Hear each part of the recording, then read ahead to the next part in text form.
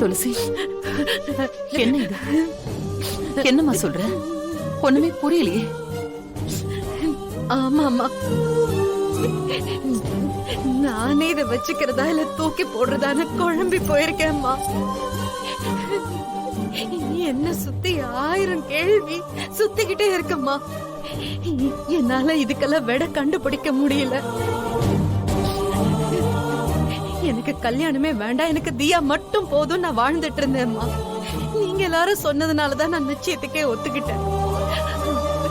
அம்மா அம்மா, நீங்க பாருமா, என்ன பாருமா, நான் உன் பொண்ணுமா துளசி. நீ எனக்கு சாப்பாடு மட்டும் ஊட்டி வளர்க்கலம்மா, ஒழுக்கத்தையும் சேர்த்து ஊட்டிதாம்மா வளர்த்திருக்க. நீங்க அசிங்கப்படுற மாதிரி நிலைமை வரத்துக்கு முன்னாடியே நான் செத்து போயிடுவேம்மா, செத்து போயிடுவேன். தப்பு பண்ணலம்மா, என்ன நம்புமா. போதுமா, அம்மா மன்னிச்சிரு,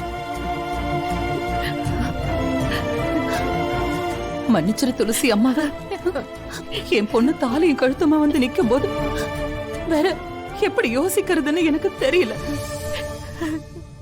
இத எந்த காலத்திலயும் என்னால ஏத்துக்கவே முடியாது. இல்ல, கடைசி நிமிஷம் வரைக்கும் இது பொய்யா இருக்குமோ இல்ல வேற ஏதாவது தப்பு நடந்திருக்குமோன்னு தான் என் மனசு சொல்லிக்கிட்டே இருந்துச்சு. ஆனா என் புத்தி அதை கேட்கல. விடு, போட்டும். அம்மா ஏதோ தெரியாம பேசிட்டேன், பதட்டத்துலதான். மன்னிச்சுக்கோ அம்மா, மன்னிச்சிருமா. அம்மா அம்மா, இதுல உன் தப்பு எதுவும் கிடையாதும்மா. இது நான் பிறந்த நேரம்மா, எல்லாம் ஏன் தப்புமா, ஏன் தப்பு. அப்படியெல்லாம் சொல்லாத. இப்படி ஒரு விஷயத்த மனசுக்குள்ளேயே வச்சுக்கிட்டு நீ போராடிக்கிட்டு இருந்திருக்கியே துளசி. இத பாரு, இந்த விஷயத்த ஏன் நீ அம்மா கிட்ட சொல்லல? சொல்லிருக்கலாம்ல. உன் கஷ்டத்தை எல்லாம் நீ யார்கிட்ட சொல்லுவ?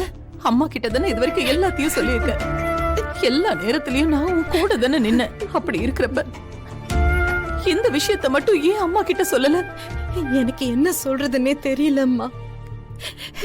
எனக்கு தைரியம் வரல. இத சொன்னா உன்னால தாங்கிக்க முடியாதுன்னு நான் நினைச்சிட்டேம்மா. என்ன மன்னிச்சிருமா, நான் சொல்லாம இருந்ததுக்கு மன்னிச்சிருமா.